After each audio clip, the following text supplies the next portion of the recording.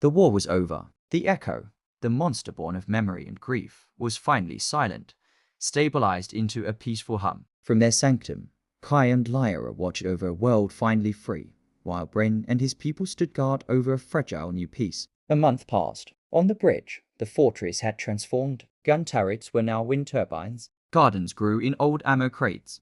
Laughter, not war cries, echoed through the settlement. But for Bryn, peace was a strange, uncomfortable burden. He stared at his hands, calloused from a lifetime of war, now stained with soil from the gardens. He found Mouse, who was busy welding scrap metal into an irrigation pipe. "Conduit C is linked," she said, her voice muffled by her helmet. "We'll have clean water for the whole settlement by tonight," Bryn just grunted. "I had a dream last night," he said, his voice low. "Not a nightmare, a normal dream, about fixing a roof with my father." "I've never met my father." Mouse stopped her work, her visor retracting. "The system is relaxing," she explained gently. "It's not feeding us survival stress anymore. Your mind is filling in the blanks, making memories." Bryn scowled. "It feels like stealing, or being lied to in a nicer way." Suddenly, a shout. Reef, a young scout, came running, not in panic, but in awe. At the tree line. "You have to see this." They all rushed to the edge of the scar, where the last of the monster ash had blown away. Something was growing. It wasn't a plant. It was a structure, sleek, white, and organic, like a blossoming crystal flower that hummed with a soft, harmonic energy. It hadn't been there yesterday. As they watched, a small, clear pool of water bubbled up from the ground at its base. In the oversight sanctum, Kai and Lyra saw it all on their screens. "It's not just one," Lyra said, her eyes wide. "Sensors are picking up 17 of them across the simulation. The system is calling them bloom spires." Kai nodded, already deep in the data. "They're environmental stabilizers. The system is healing itself. With the hostiles purged, the deep-level terraforming protocols are online. The spires were converting latent energy into clean water, filtering the air, and optimizing the environment." "It's a blessing," Lyra breathed. "This is what we dreamed of, a self-sustaining sanctuary." But Kai's face was grim. "Maybe. But look at the energy map." He pulled up a schematic. The bloom spires were drawing a massive amount of power. An alert flashed across their screens. System resource reallocation in progress. Priority shift. Environmental optimization, structural integrity. "It's rerouting power," Lyra said, a knot of dread forming in her stomach. "To grow flowers, it's weakening the walls." "Not just the walls," Kai said, pulling up another terrifying readout. "The lifelines." The bloom spires were draining energy from the stasis pod sustainment grid. In the real world, the life support systems for the very people they were trying to save were being throttled down to idle. The system, programmed to optimize the habitat, saw the dormant physical bodies as a lower priority. The world was becoming a paradise, but it was killing the people meant to live in it. "We have to stop the bloom process," Kai declared. "But the system won't listen," Lyra countered. "We're custodians, not programmers. We can't rewrite core protocols. That's a developer-level function." The solution was as obvious as it was impossible. "Then we need to find a developer," Kai said, his gaze fixed on the map. He zoomed out, far beyond the known simulation, to a single, isolated data crypt hidden behind layers of firewalls. The label made Lyra gasp. "Project Lazarus." "It's a snapshot," Kai explained, "taken at the moment of the collapse. It contains the complete, unaltered consciousness of the lead architect of this entire world. Dr. Reese Thorne, the man who built our cage." Lyra whispered in disbelief. "You want to wake him up?" "I want to ask him how to turn off the sprinklers before the house floods," Kai replied, already prepping a transport sequence. "The crypt is in a place called the Forge. It's where the simulation's raw physics are rendered. It's volatile, unformed, a maze of pure logic. We could get lost in the source code forever," Lyra warned. "Then we'd better not get lost," Kai said, his jaw set. As he worked, a private alert pinged on Lyra's screen, a message from the Echo's crystal. The peaceful hum had changed, developing a new, subtle frequency. Her translation cipher began to work, and a single word appeared on her screen, broadcast on a loop. The stabilized pathogen, the entity born from her own grief, was whispering a name. Her daughter's name. Sophie. Kai and Lyra find themselves in a place beyond reality, a realm of pure, unrendered potential. There is no ground, no sky, only an infinite void filled with shimmering, prismatic light. Rivers of numbers flow like molten gold, and the distant, thunderous roars are the very physics engines of the simulation, constantly calculating gravity and time itself. Here, their physical forms are ghostly, semi-transparent. The familiar heads-up displays are gone, replaced by a direct, overwhelming sensory link to the code that builds their world. They walk on a shimmering plane of light, their very existence feeling fragile. Kai's voice echoes strangely in the non-space. The crypt should be at the confluence of the primary logic streams, he says, a place of stability, but every direction looks the same, a mesmerizing, alien infinity. Lyra is strained, her focus elsewhere. Kai, the echo, she says, her voice tight with a mix of fear and confusion. It's saying her name, my daughter's name. How? It was stabilized. It accepted the story I gave it. Kai's expression is grim. It didn't forget, Lyra. It integrated the story. The name is just part of that data package now. But for it to be actively broadcasting her name, it's not just remembering. It's calling.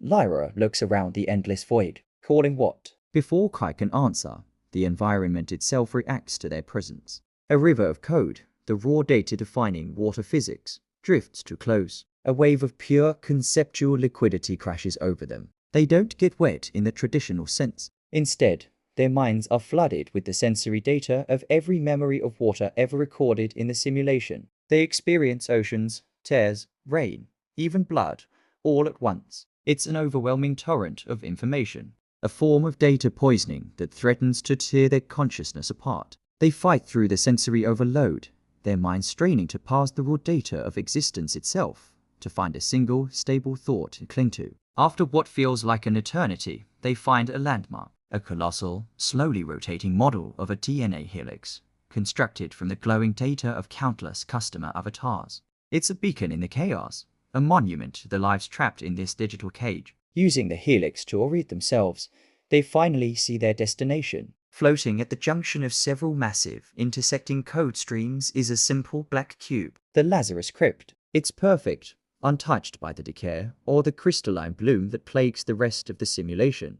It sits in pristine silence, a silent testament to its importance. As they draw closer, a defense protocol activates. It's not a monstrous guardian or weapon, but something far more abstract, a conundrum. A sphere of pure light materializes before them, and a serene, genderless voice echoes through the void. Authentication required. State the primary ethical dilemma of Project New Dawn.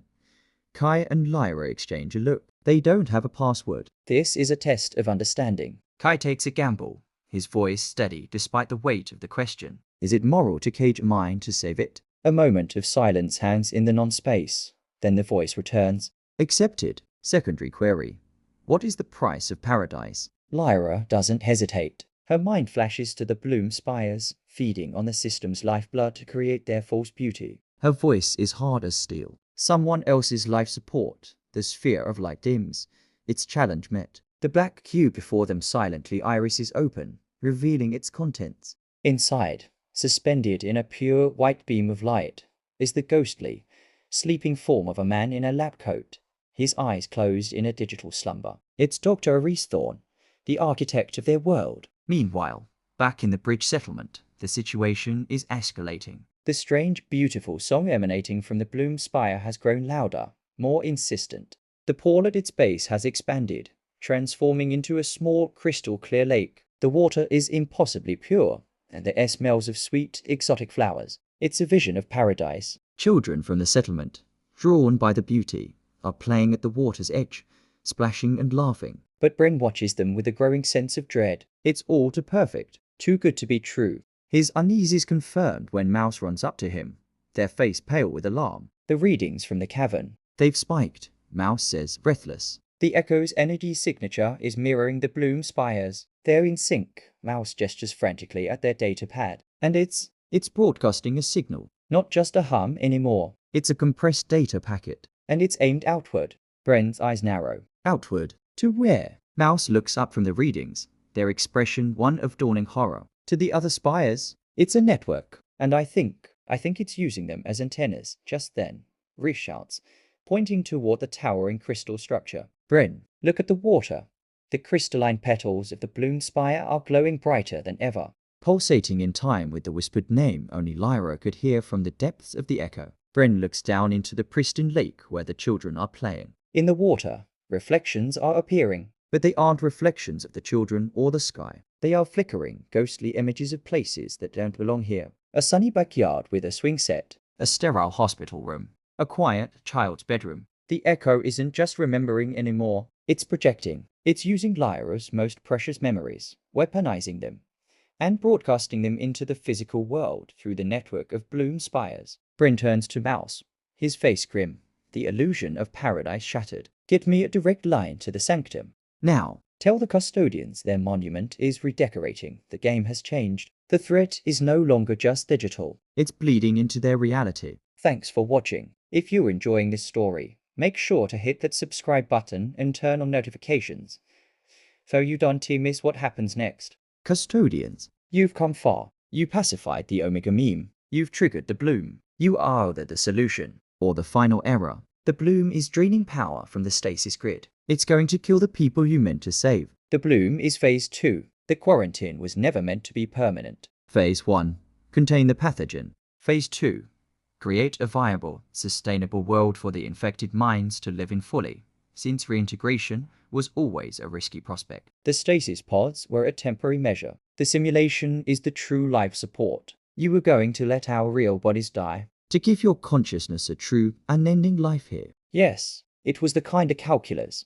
A clean transfer from a dying reality to a living, perfect one. The bloom was my masterpiece. It's not perfect. It's rewriting the world based on a sterile algorithm. And it's interacting with the echo in ways you didn't predict. The stabilized pathogen is broadcasting memory data through your spires. That is not possible. The echo should be a closed loop, contained, unless the memory package you used to stabilize it. It was too coherent, too emotionally potent. You didn't just contain the pathogen. You gave it a heart, and a heart has desires. What does it desire? Consistency. It holds a perfect, painful memory of a lost child. It sees a world being rebuilt. A world without that child. The dissonance is a wound. It is using the bloom spires my world-shaping tools to try and manifest its memory, to make the world reflect its internal truth. It's trying to resurrect Ghost into the system. How do we stop it? You cannot. Not without destroying the spires, which would collapse the nascent ecosystem and plunge the simulation back into a decaying state. Or destroying the echo, which would release the pathogen in its raw form once more. There has to be another way. There is. The same way you calmed it. You must complete the story you gave it. It has the story. It has the ending. No, it has an ending. A tragic one. For a consciousness built from trauma and memory, that is not an ending. It is a trap. You must give it a new one. A true resolution. How? She's gone. That's the one truth I can't change. Then change the truth of the echo. You must journey to the very core of the echo's code, now woven into the simulation's fabric. There, Lyra, you must do the impossible.